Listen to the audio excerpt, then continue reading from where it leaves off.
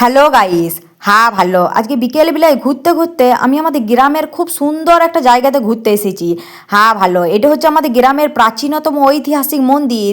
শুনেছি এই মন্দিরটা নাকি রাতারাতি কোনো এক রাজা তৈরি করেছিল এক রাতের মধ্যে। সেই মুঘল আমলে রাজার ওয়া সৈনিকেরা তৈরি করেছিল ষোড়শ শতকে। হ্যাঁ ভালো, একবারই পুরো পাথরের কাজ, কোনো টেরাকোটার কাজ নয়। আর এখানে কিন্তু রাধা কৃষ্ণের হাজারো লীলা একবারে স্পষ্টভাবে ফুটিয়ে তোলা হয়েছে। দিয়ে চারিদিকটা ভালো করে ঘুরে ঘুরে দেখছিলাম, দিকে দে জল তেষ্টা পেয়ে গেছিল, ভাবলাম একটু জল খেয়ে আসে। আর এইদিকে দেখো একটা টিপকল ছিল, কিন্তু টিপকলটা ভাঙা ফুটো। হ্যাঁ ভালো, এর কে জানে কি গাছ, আমি কোনোদিনও দেখিনি। তোমরা জানলে কমেন্টে জানাবে তো কি গাছ বটে। হ্যাঁ ভালো, হ্যাঁ ভালো, যাদের যা স্বভাব। এখানে গাছের গেঁদে পোয়া পড়েছিল, দিয়ে ভাবলাম কটা লিয়ে যায় ঘর যে লাগাবো। আর আমি অত পাতলা এই দুটো পোস্টারের মাঝে ঢুকে যাচ্ছে। এখানে কিন্তু পোস্টারে সব কিছু লেখা রয়েছে, তোমরা ভালো করে কিন্তু পড়ি লাও। দিয়ে আবারও চারিদিকটা ঘুরে ঘুরে দেখছিলাম, রাধা কৃষ্ণের হাজারো লীলা খুদাই করা ছিল, ওইগুলো দেখছিলাম। যে হ্যাঁ ভালো, এইখানে কারা ওদের ভালোবাসা একবার খুদাই করে দিয়ে চলে গেছে, দিয়ে প্রণাম করলাম। এখানে কিন্তু কোনো দেবতা নাই, তবু রাধা কৃষ্ণকে স্মরণ করলেই পুজো করা হয়। রাধা দামোদরের মন্দির বটে এইটি।